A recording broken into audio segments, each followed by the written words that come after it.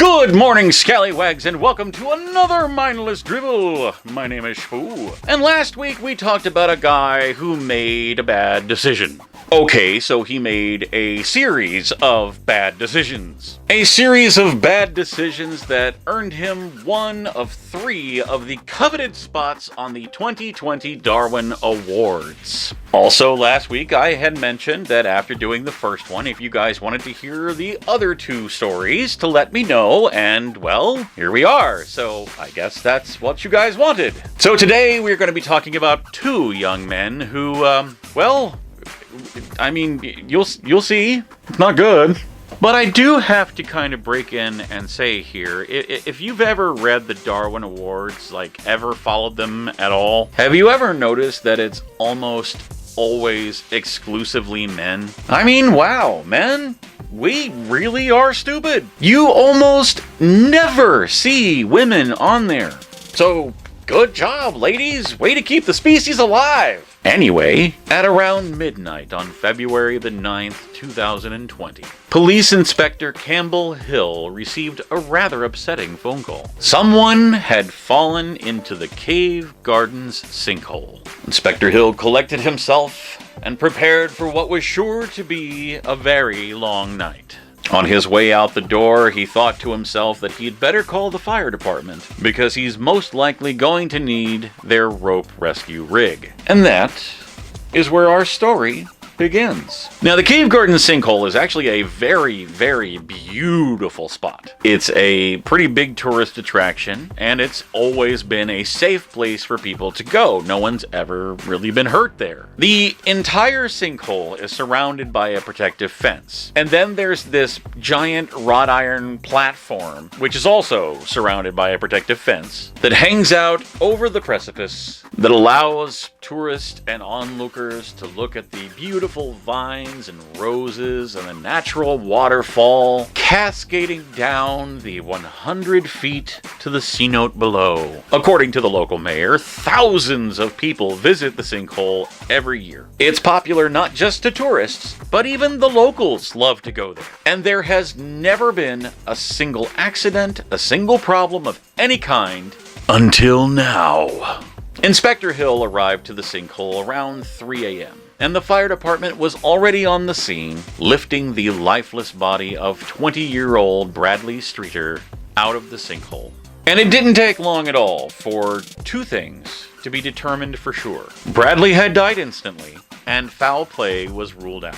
But when Inspector Hill learned what it was that had led to Bradley's death, his exact response was, and I quote, "He did what?" Instead of going on and explaining the rest of the story, which really only goes on to say what his friends told the inspector about what had happened, what ultimately led to Bradley's demise, and the article ends with a quick, witty comment from the writers at the Darwin Awards, before the story pretty much just kind of abruptly ends. No, instead of doing that, I'm going to instead offer you a piece of advice. If you ever find yourself standing on a giant wrought iron platform, one that is surrounded by a protective fence, looking out over the precipice at all the beautiful vines and roses and cascading waterfall that flows to the 100-foot cenote below, if you ever find yourself in that particular situation, maybe don't do a handstand on the protective railing. You might just slip and die. Okay, that brings us up to the number 1 entry for the 2020 Darwin Awards. And while anybody's death is, of course, sad and tragic and nothing to laugh at, these entries would not be Darwin Award winners if they hadn't done something to cause their death that could have easily been avoided. This one in particular, when you know that you are making a mistake, when you know that what you are doing is both dangerous and stupid, and yet you press on anyway, when the inevitable inevitably happens, the only person that you have to blame is you. Hands are numb, but must operate cell phone. I wish I had brought heat packs. Wait, I think I'm slipping. These are the final words of a 47-year-old man named Tetsu to his live stream audience as he slid and skidded up the Shubashiri Trail of the completely snow-covered Mount Fuji on October 28th, 2019.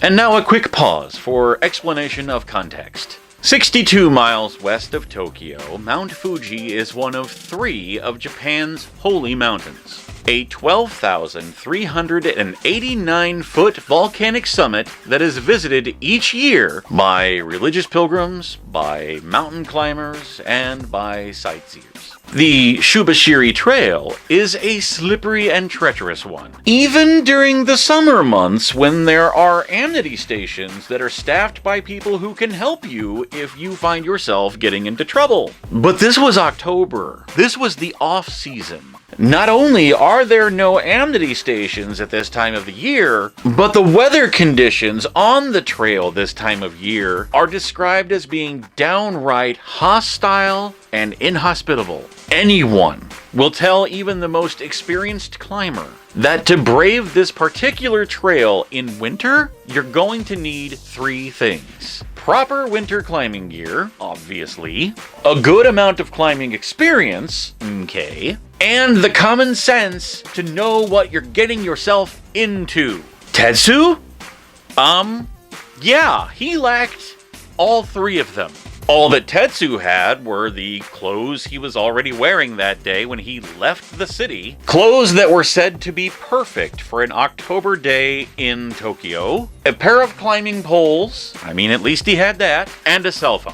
But nonetheless, rearing and ready to go, he fired up a live stream on the Nico Nico video sharing platform and headed off up the Shubashiri Trail. A trail that is typically used for coming back down. Not up.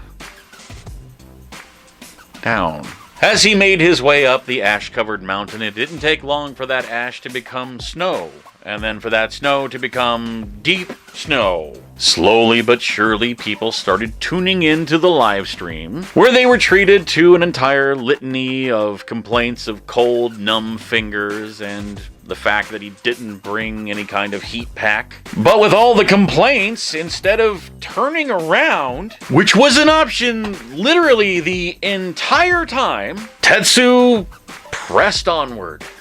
I feel like this quickly turned into one of those cases of person does stupid thing on the internet in an effort to gain clout and instead ends up dead. It's like that couple on YouTube where the guy held up a book and then his girlfriend shot a .50 caliber Desert Eagle at him and he was going to stop the bullet with a book. What did you think was gonna happen? A .50 caliber Desert Eagle can shoot through a brick wall with accuracy. And you think a book is gonna do the trick? It's not worth it. I promise, I'm okay. Back on topic now. Getting colder and colder and colder by the minute, and trying to juggle the walking poles and the cell phone, and failing miserably in doing so, I might add. Tetsu can be heard multiple times throughout the video saying that he must continue to stream. Even after the path begins to become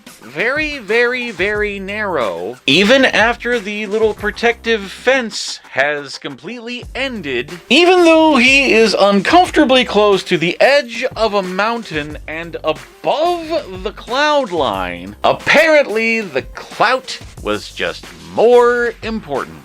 And when he says steep, he means steep.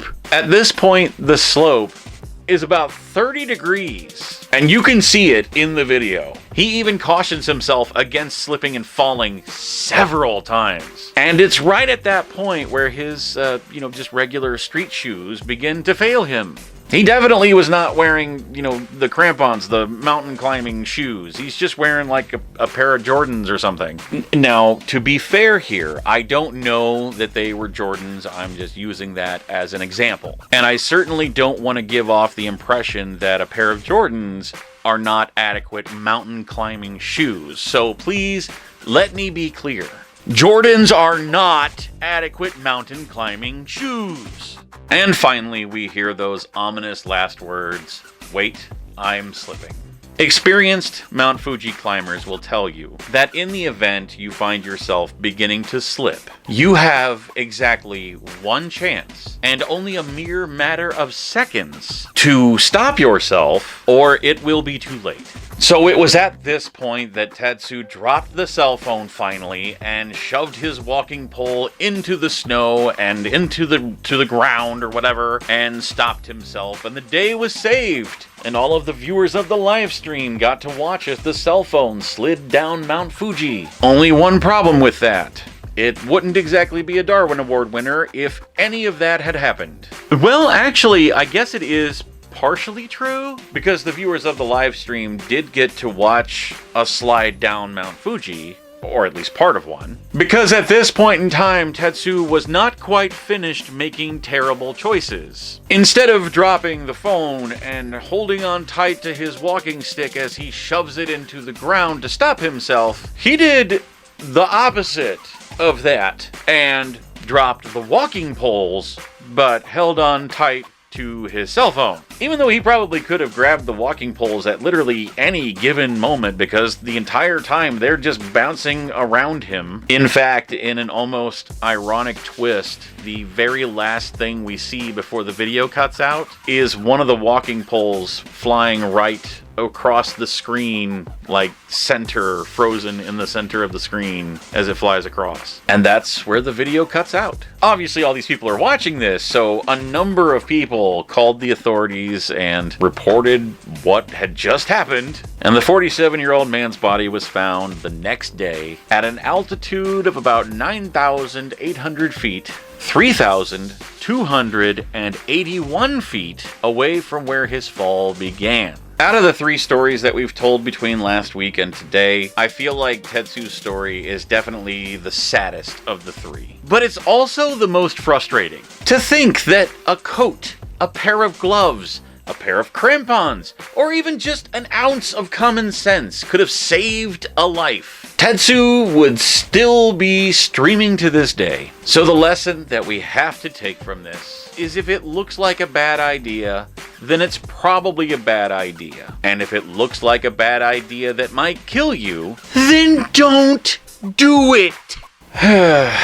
Anyway, there you have it. So what do you think? Let me know in the comments below. In the meantime, guys, be sure to check us out across all of our social media. We're on Facebook, Instagram, and Twitter. And as far as today goes, guys, I just wanted to do something different. I don't want to talk about, sex doll guy every day or whatever. So we did this. Maybe it's something you guys enjoy.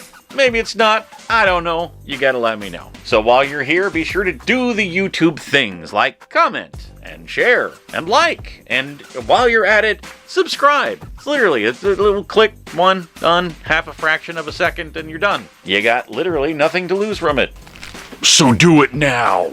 And as long as you're out here on the internet, go ahead and do us a favor. Pop over to www.geekycool.com. It is your one-stop shop for all things nerd. You got news, you got articles, you got fan stuff, top 10 list, opinion pieces, literally a category list that's a mile long. Movies, comics, TV shows, classic stuff, new stuff. If it is a nerd thing, it's on there. They also do a completely live show every Tuesday evening. You're invited. The show's completely interactive, so go and join and have fun. You can find them on Facebook. You can find them on the website. You can find them here on YouTube as well. Again, that's www.geekycool.com. Be sure to tell them that Skallywags sent you. And that's going to do it for another episode of Mindless Drivel. Drivel? I don't know what that was. Be sure to tune in tomorrow for another exciting episode in a series of enigmatic events, and we will see you next time. Thanks for watching.